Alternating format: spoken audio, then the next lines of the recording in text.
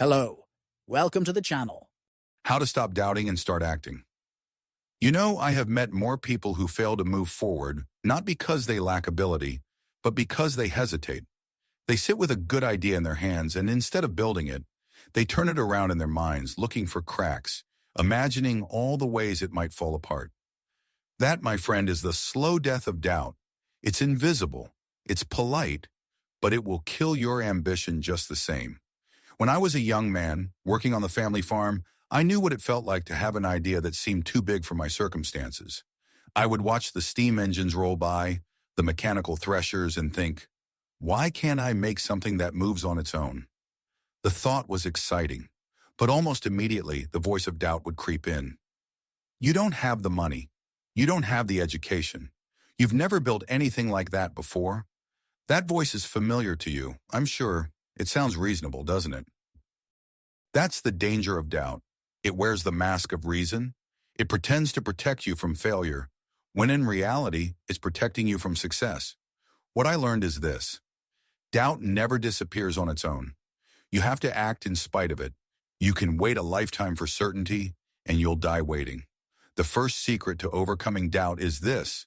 Understand that you do not need to eliminate it before you act. You just need to move anyway. Action is the antidote. When I first built my gasoline-powered quadricycle, I didn't have a perfect plan. In fact, I didn't even have all the parts I needed. But I had an unstoppable urge to see it run. I worked in my little workshop after my day job, hammering and adjusting, with no guarantee it would even move an inch. Every evening, tired as I was, I chose to push forward instead of thinking myself into paralysis. That's how momentum is built. Not by waiting, but by doing something small every day, even in uncertainty. Another thing I want to tell you is this. You cannot think your way into confidence. Confidence is a byproduct of action. The man who waits until he feels ready never leaves the shore. The man who pushes the boat into the water, despite shaky hands, learns to sail. When you act, you gather evidence for yourself that you are capable, and with every bit of evidence, doubt shrinks. Let me share something from my time building the Ford Motor Company. Before we created the Model T, there were many people, investors, engineers, even friends, who doubted we could make a car affordable for the average man. They thought automobiles would always be toys for the rich. If I had waited until every one of them agreed, there would never have been a Model T. Instead, I decided, if they doubt me, let them. I will prove it by doing. And when the first Model T rolled out, it wasn't a perfect machine. But it worked, and we improved it as we went. That's another lesson. Perfection is the enemy of action. You see, doubt feeds on inaction. The longer you wait, the more reasons you find not to start. It's like a weed in a garden. Ignore it, and it spreads. But the moment you take the first step, no matter how small, you starve that weed. It loses its roots in your mind. So here's a practical method I've used all my life. Decide quickly, adjust slowly. If something feels important, commit to starting within 24 hours. You can refine later, but the decision to begin must be swift. Break the first wall. Don't try to see the entire road. Just get past the first obstacle, build the first prototype, make the first sale, write the first page. Keep the pace no matter how small. Even 10 minutes of progress a day keeps doubt from regaining control. Surround yourself with doers, not dreamers. Doubt is contagious, but so is action. In my experience, the people who succeed are not those with the fewest doubts. They are those who have learned to act while doubt still lingers in the background. Now you may wonder, Henry, how can doubt possibly be fuel? Isn't it always something negative? Not exactly. Doubt, if you understand it properly, can be turned into a kind of pressure, the same way steam can power an engine. The trick is to use it to sharpen your thinking, not to freeze your movement. When I was working on my early engines, I knew the technology was fragile. The parts wore down, the fuel was inconsistent, and the mechanics of ignition were still experimental. My doubts about the machine's reliability were real, and instead of letting those doubts stop me, I made them my to-do list. Each worry became a problem to solve. What if the belt snaps? Then design a stronger belt. What if the spark misfires? Then find a better ignition system. The doubt became my blueprint for improvement. You see, the average man lets doubt make him smaller.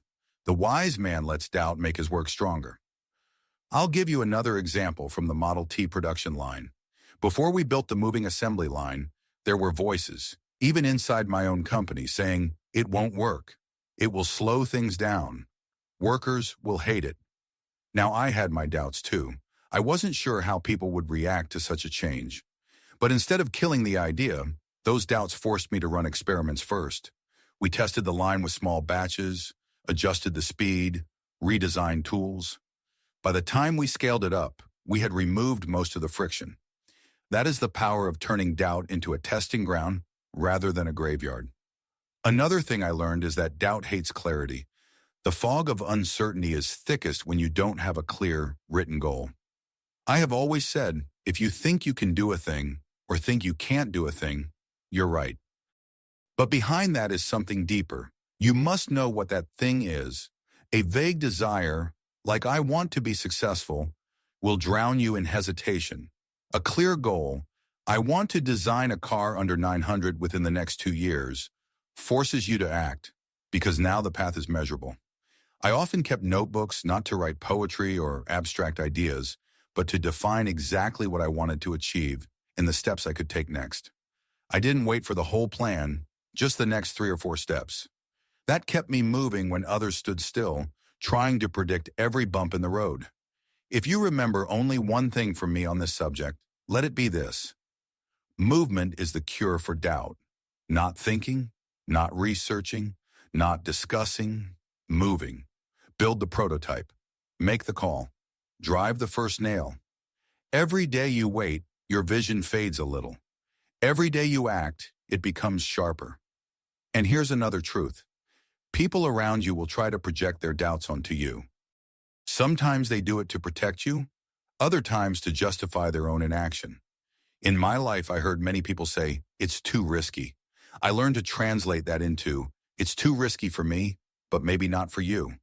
You must separate other people's limits from your own.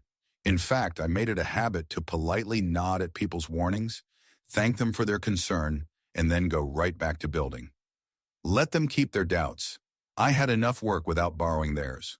One of the biggest traps a man can fall into is the search for the perfect moment. I have news for you. It doesn't exist. The world will never be fully ready for your idea. Markets shift, technology evolves, and human nature resists change. If I had waited for the perfect set of conditions, I would have died an anonymous mechanic on my father's farm. The secret is this: start before you're ready and grow into the challenge. When I was working for the Edison Illuminating Company as a chief engineer, I had a secure job. My pay was steady, my position respected. Most men would have held on to that comfort and tinkered with their inventions in their spare time. But I knew that if I kept one foot in safety, I would never fully commit to progress. So I made what seemed like a reckless decision. I left my secure position to devote myself entirely to building my gasoline-powered car. People thought I was insane, and to be honest, I wasn't fully prepared. I didn't have all the money, all the knowledge, or all the parts. But what I did have was commitment. That made all the difference. You see, doubt thrives in the absence of commitment. As long as you're half in and half out, it has room to whisper, maybe later, maybe next year, maybe after you learn more. But once you decide, once you burn the bridge behind you, your mind stops looking for excuses and starts looking for solutions. Here's how I train myself to act quickly. 1. Set short deadlines for decisions. Most people think they need weeks to decide on something important. I learned to give myself hours. If I saw an opportunity, I'd weigh the facts, consider the risks, and make a choice before the sunset. Waiting rarely gave me better answers. It only gave me more reasons to hesitate. 2. Take the first irreversible step. Even if you can't complete the whole project, make a move you can't easily undo. Buy the materials, sign the lease, hire the worker. The moment you have something at stake, your mind shifts from doubt to action. 3. Measure by progress, not perfection. You will never have a flawless beginning. The first Model A we built wasn't perfect, but it was real, and from there, we improved it. I'd rather work with something imperfect in my hands than with a perfect idea locked in my head. 4. Refuse to negotiate with fear. Fear is a master negotiator. It will always offer you a smaller, safer path. I learned to treat it like a pushy salesman. Listen politely, then say, "No, thank you," and walk away. The first time I rolled my quadricycle out onto the streets of Detroit, I didn't know if it would work properly. The engine roared, neighbors stared, horses shied away. But I kept driving. Every bump and rattle taught me something. That drive was worth 100 hours of sitting in the shop, thinking it over. And here's a truth you must swallow. You will never feel fully certain before a big leap. Confidence doesn't come before you act. It's a reward you earn after you act. The men I've seen rise in life are not the ones who make flawless plans. They are the ones who say, "I'll find a way," and then put their hands to the work.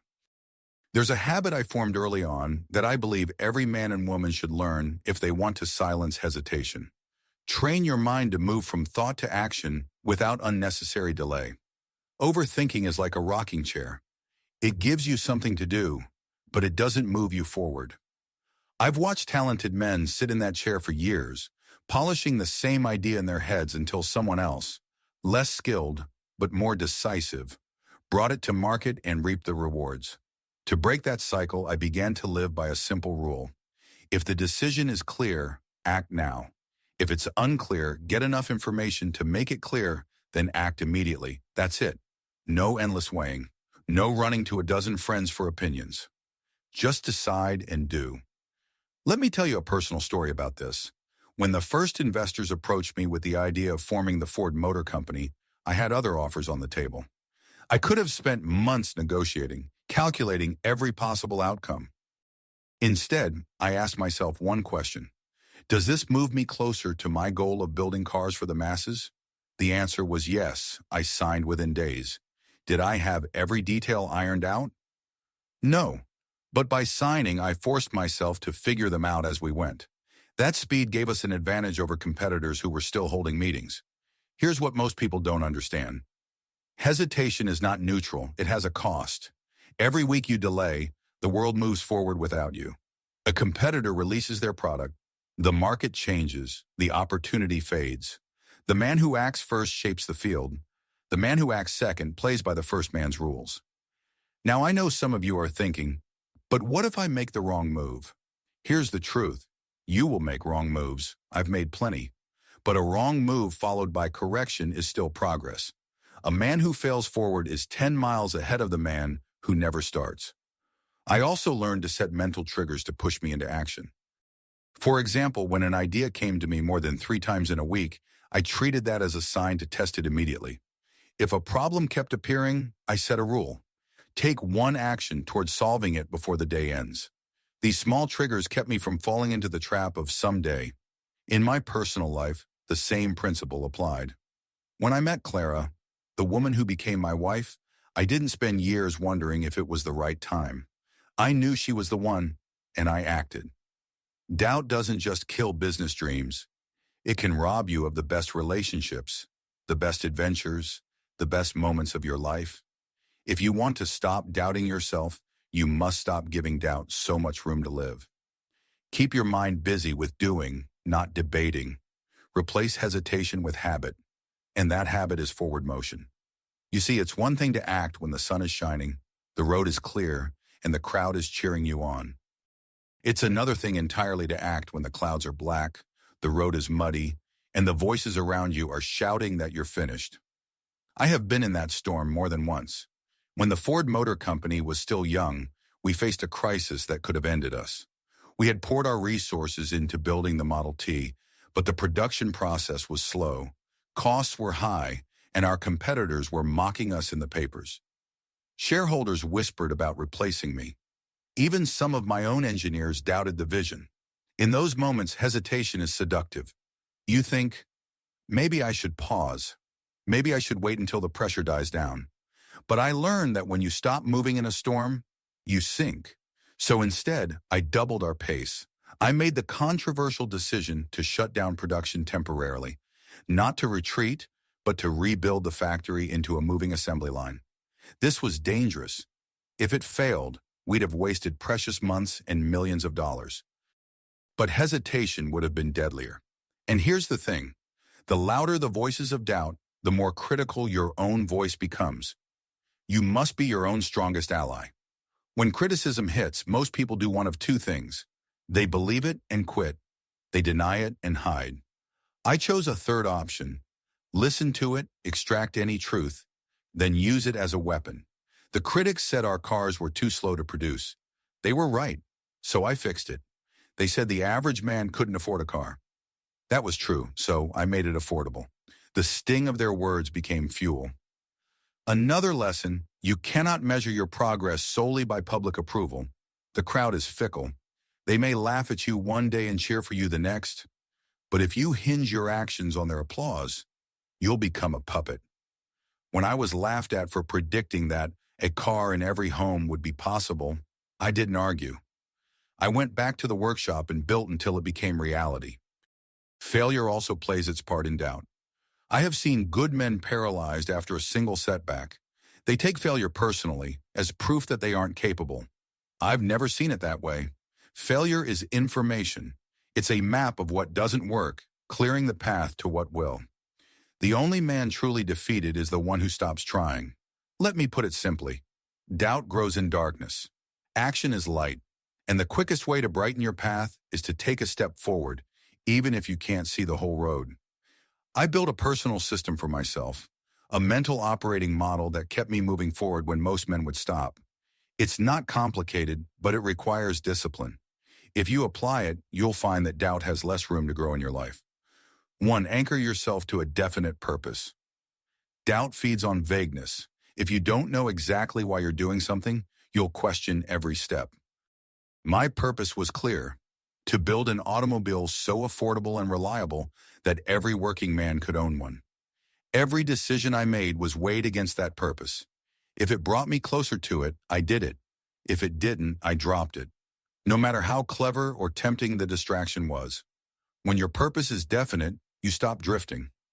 Doubt loses its favorite weapon, the question of why bother. 2.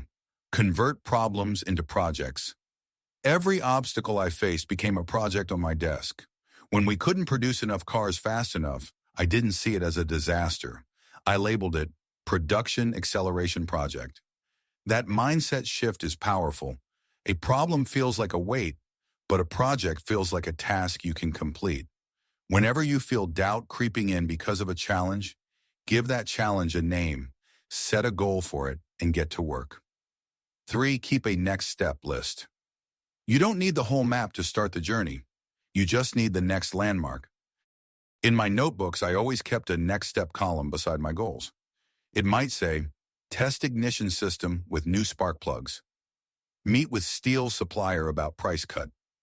Train 2 foremen on assembly process. Having something concrete to do next keeps you from drowning in the unknown. 4. Limit the time you spend in reflection. There's a kind of thinking that helps you and a kind that traps you. I set strict time limits on decisions. An hour for small ones, a day for major ones. If I couldn't decide in that time, it meant I didn't have enough information, so I'd go out and get it. This prevented endless loops of what-if thinking. 5. Build momentum through small wins. Momentum is the enemy of doubt. When I couldn't make a major breakthrough, I'd work on something small but useful, tightening a process, fixing a minor flaw, organizing tools. These wins stacked up and reminded me that I was capable of progress. One of the most important things I realized is this: you can't wait for courage to arrive before acting. Courage comes after the first steps, not before them. In the early days, I didn't feel brave. I simply acted. And in acting, I found bravery. It's like pushing a heavy cart. The hardest part is getting it to move. Once it's rolling, every step becomes easier. You have to decide. Will you let doubt hold you hostage, or will you force it to follow you as you move forward? I chose to make doubt chase me, and it never caught up. People often think my success came from having resources, connections, or some unique stroke of genius. The truth is far simpler. I just refused to stand still. When I started, I had no wealthy backers, no advanced education, and no guarantee of success. What I did have was a commitment to keep moving forward, no matter the conditions. And that mindset didn't just shape my inventions, it shaped my life. Let me tell you how. In my early years, I worked on farms and machine shops and as an engineer. Each job gave me two options: do only what I was paid for, do more than was expected to learn and experiment. I chose the second every time. Even after long days at work, I'd spend nights in my workshop tinkering with engines. Was I tired? Always. But I understood something most people miss. Progress compounds. Every hour you put into your craft, even when it seems like nothing's happening, stacks up over time. Eventually, it reaches a point where others call it overnight success, when in truth, it was years of invisible effort. Now here's where doubt plays a trick on people. When results are slow to appear, doubt whispers, "You're wasting your time." Many give in to that voice. I didn't. I treated every hour of work as a deposit in a bank account of skill and knowledge. Even if I didn't withdraw immediately, I knew it was building. When the time finally came to design and build my first vehicles, all that stored experience came into play.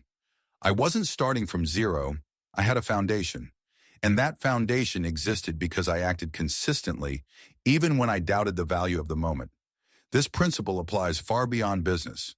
When Claire and I married, we built our life on the same philosophy: move forward together, even when unsure of the outcome. We took risks, buying land, investing in ventures, raising a family in times when money was scarce. We didn't know if every choice would work, but we made them and adjusted along the way. And here's what I want you to remember. Doubt thrives on isolation. If you stand still and keep your ideas locked in your mind, doubt has you all to itself. Action invites allies. The moment you start building something, you attract people who want to help. When I began working openly on my automobiles, other mechanics, engineers, and investors appeared. People I'd never have met if I'd stayed behind closed doors. I have seen men talk themselves out of greatness simply because they waited for every light to turn green before leaving the driveway. Life doesn't work that way. You pull out into the street, and the lights change as you go. Looking back, the reason I'm remembered at all isn't because I never doubted. It's because I learned to keep moving when doubt was loudest. If you've stayed with me this far, you already know the truth. Doubt never leaves entirely. It's part of being human, but it doesn't have to be the captain of your ship. Before I finish, let me give you the distilled principles I've lived by. The same ones that took me from a farm boy with greasy hands to a man whose machines reshaped the world. Henry Ford's principles for acting without doubt. Purpose first, details second. Get clear on what you want to achieve. Not a vague dream, a definite aim. The clearer the destination, the easier it is to take the first step. 2. Act faster than your fear. Fear grows in idle time. Make your move before it has time to talk you out of it. A half-formed plan acted on today beats a perfect plan acted on never. 3. Problems are just work in disguise. Don't see obstacles as signs to stop. See them as jobs to do. Put them on your workbench and start fixing them one by one. 4. Limit your decision windows. Set deadlines for choices: an hour, a day, a week, never months. The more time you give yourself to decide, the more doubt will decorate the walls of your mind. 5. Build momentum with small wins. When big progress feels impossible, do something small. A chain of small wins will carry you further than bursts of grand effort, followed by hesitation. 6. Let action be your teacher. You can't think your way to certainty. You have to work your way there. Let experience, not speculation, shape your confidence. 7. Never borrow another man's doubt. When others say, "It can't be done," remember they're speaking about their limits, not yours. The truth is, history doesn't remember the men who sat in their rooms planning forever. It remembers the ones who stood up, stepped forward, and acted, ready or not. When I built my first car, I didn't know it would lead to assembly lines, affordable automobiles, or an empire. All I knew was that if I didn't start, it would remain just a thought in my head. That was enough to make me act. You may be standing right now at the edge of a decision, staring into uncertainty. My advice to you is simple. Take the step. Don't wait for the perfect moment, because you'll wait forever. Don't wait for permission, because no one will give it. Don't wait for doubt to vanish because it won't. Start. Start badly if you must. But start. Once you're moving, you can steer. Once you're building, you can improve. But if you never begin, the greatest thing you could have done will never be more than a dream. And remember this, the only thing worse than failing is reaching the end of your life and realizing you never even tried. So close this book, put down your pen, and take that first step. The road will appear as you walk it. That's how I lived. And that's how you can stop doubting and start acting. Today.